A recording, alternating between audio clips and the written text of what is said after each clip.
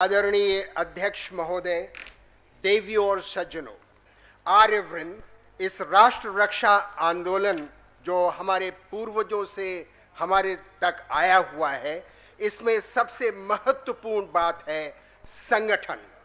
जिस राष्ट्र में संगठन है वो राष्ट्र सुरक्षित है, जो राष्ट्र बिखर गया है वो असुरक्षित है।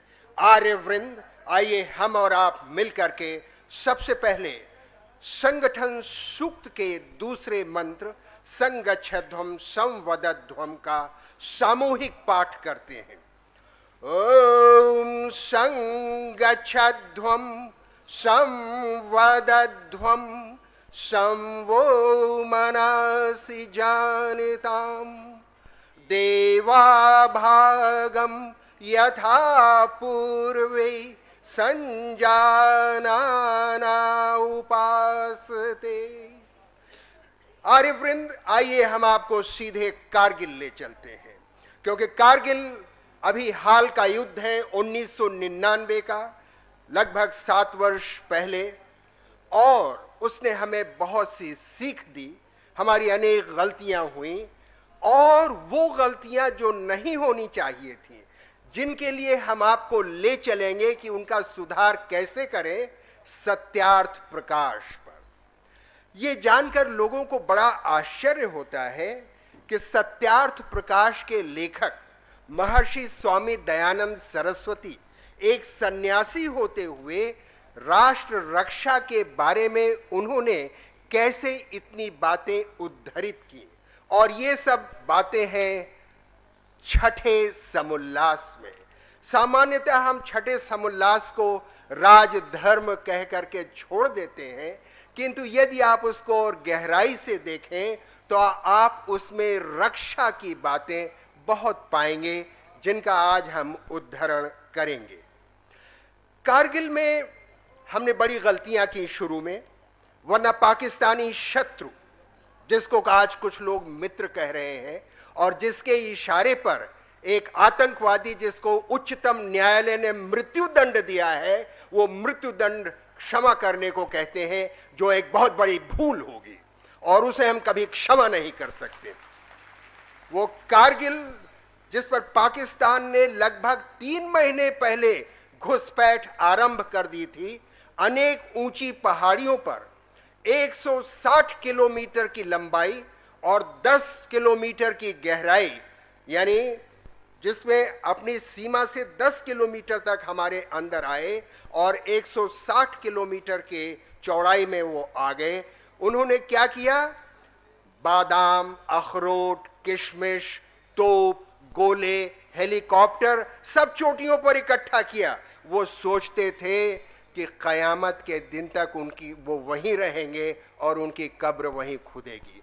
कब्र हमारे सैनिकों ने खोदी उनकी और उन्हें वहां दफना भी दिया, लेकिन उनकी किशमिश, चिलगोजे और बादाम को हमने और हमारे सैनिकों ने खाया, उनको खाने को नहीं मिला। भूल हमने की जो उनको आने दिया, भूल हमने की जो देखा नहीं। महर्षि स्वामी दयानंद सरस्वती ने सत्यार्थ प्रकाश में मनुस्मृति को उद्धृत करते हुए ये लिखा है कि देश की सीमाओं की रक्षा नित्य प्रति करनी चाहिए। ऐसा नहीं हो सकता कि आप कहें अब तो बहुत बर्फ पड़ गई है, हम वहां नहीं जाएंगे। और यही बात बड़े बड़े अधिकारियों ने कही कि बर्फ इतनी है कि कोई शत्रु आ नहीं सकता, इसलिए जाने की आवश्यकता नहीं है। ये एक बहुत बड़ी भूल थी, जिसका सुधार किसने किया? हमारी नई पीढ़ी ने किया, हमारे नौजवानों ने, हमारे सिपाहियों ने, हमारे लेफ्टिनेंट, कैप्टन और मेजर ने। और इसका हमें गर्व है कि हमारी नई पीढ़ी ने अपने सीने पर गोलियां खाते हुए पाकिस्तानियों को पछाड़ दिया, सदा की नींद सुला दिया और उस भूमि को वापस ले लिया। वो चाहे तोलोलिंग हो, चाहे टाइगर हिल हो, वहां से पाकिस्तानी ध्वज हटाकर अपना विजयी विश्व तिरंगा प्यारा पुनः वहां लहरा दिया गया था। तो हमारे नौ सैनिकों में, हमारे नई पीढ़ी के सैनिकों में क्या बात है?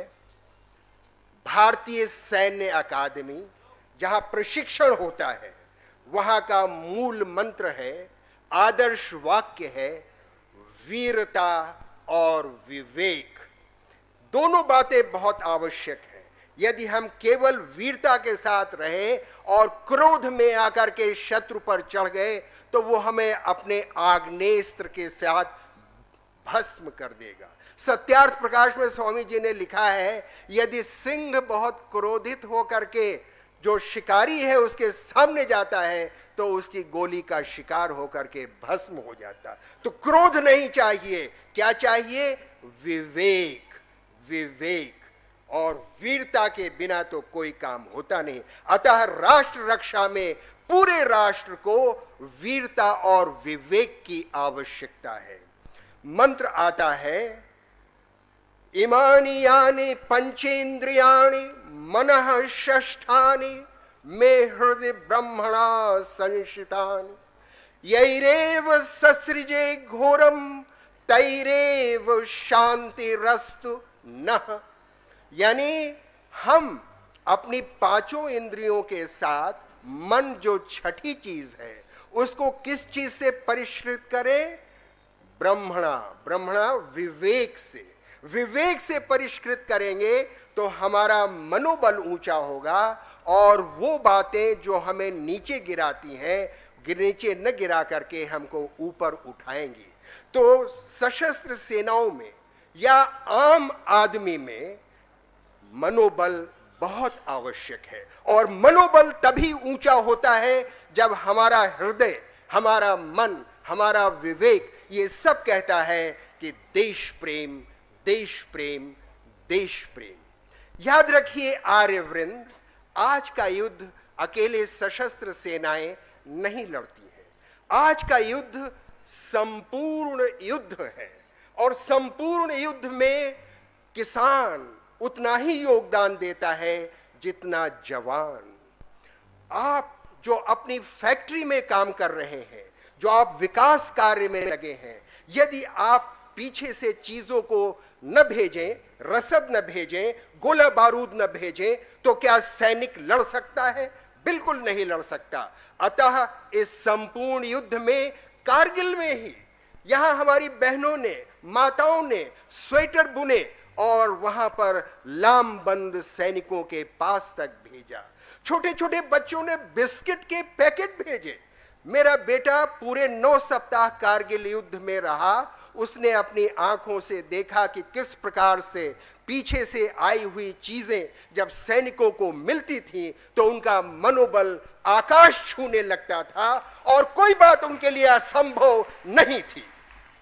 और तभी तो लाल बहादुर शास्त्री, जो केवल 18 महीने हमारे प्रधानमंत्री रहे, उन्होंने हमें नारा दिया, जय जवान जय किसान। तो किसान और जवान यानी पूरा देश मिलकर के जब युद्ध करते हैं तो हम विजयी होते हैं। और कारगिल में लगभग 9 सप्ताह के बाद हमारे भारत से सेना, पूरा भारतवर्ष विजयी हुआ और पाकिस्तान को उन्होंने धूल चटा दी।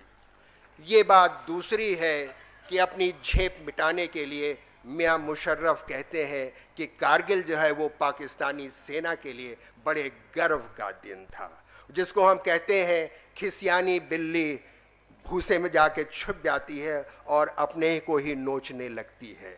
तो वो खिसिया गए हैं और उनको नहीं मालूम है कि वो क्या कह रहे हैं। अनुसंधान एवं विकास राष्ट्र रक्षा के लिए अत्यंत आवश्यक है। यदि हम केवल अपने अतीत पर गर्व करते रहे, भविष्य की तैयारी नहीं किया, तो हम राष्ट्र रक्षा नहीं कर सकते हैं। याद कीजिए 1526 में पानीपत की पहली लड़ाई में बाबर तोप लाया और यहाँ की सेनाएं केवल तीर और तलवार से लड़ रही थीं, उनको तोप का पता नहीं था, जबकि तोप सेना का एक महत्वपूर्ण अंग है, आर्टिलरी, तोपखाना। तो याद रखिए, यदि हमने विकास नहीं किया, अनुसंधान नहीं किया, नए शस्त्र नहीं बनाए, तो हमें मुंह की खानी पड़ सकती है। स्वामी जी के शब्द मैं उद्धृत करूंगा। सत्यार्थ प्रकाश छठा समुल्लास, वे लिखते हैं, उन्हीं के शब्द हैं, नित्य प्रति अपनी रक्षा करके शत्रु के किए हुए छल को जान करके निवृत्त करो। जो छल वो करेगा, कोई शत्रु ऐसा नहीं जो छल न करे, तो उस छल का हमको पर्दाफाश करना है और अपने को बचाना है। फिर वो आगे उसी समुल्लास में लिखते हैं, जिस समय युद्ध होता है उस समय लड़ने वालों को उत्साहित और हर्षित करो। ये दो शब्द बहुत ही महत्वपूर्ण हैं जो मनोबल को ऊंचा करते हैं। उत्साहित करो, हर्षित करो। ये न कहो कि अरे तुमने कैसे शत्रु को घुसाने दिया, जो हो गया सो हो गया, लेकिन उस गलती को सुधारो और आगे बढ़ो। फिर ये भी कहते हैं, युद्ध में सिंह के समान जाओ। कैसे? सिंह किस प्रकार से बहुत ही तीव्रता से, गति से आक्रमण करता है, लेकिन संभवतः सिंह भी पहली बार सफल नहीं होता है। जिन लोगों ने सिंहों का और उनके परिवारों का अध्ययन किया है, उनका कहना है कि आखेट के लिए एक सिंह 18 बार प्रयास करता है, 18वीं बार वो सफल होता है और तब कहीं उसको उस दिन का आहार मिलता है। अतः हमें कभी थक करके नहीं बैठ जाना चाहिए, बल्कि उद्यम करते रहना चाहिए। उद्यमेन ही सिद्ध्यन्ति कार्याणि न मनोरथैः न हि सुप्तस्य सिंहस्य प्रविशन्ति मुखे मृगाः। सोए हुए सिंह के मुख में हिरन अपने आप नहीं चला आता है, वो जंगल का राजा है, फिर भी आखेट करना पड़ता है। अंत में जब हम मनोबल की बात करते हैं, शस्त्र की करते हैं, पूरे राष्ट्र के एकजुट हो जाने की बात करते हैं, तो दो छोटे छोटे सुझाव दे करके मैं इस समय अपने विचार को यहीं अंत दूंगा। फिलहाल पहला तो हमारा ये है कि हमें एक ऐसा अभियान पत्र द्वारा, ईमेल द्वारा और वाणी से हर तरह से चलाना चाहिए कि आतंकवाद का नाश करो। ये इस्लामी आतंकवाद है जो हमें निर्मूल करना चाहता है। हम इस्लामी आतंकवाद को निर्मूल कर देंगे और इससे बड़ी राष्ट्र रक्षा और कोई नहीं हो सकती।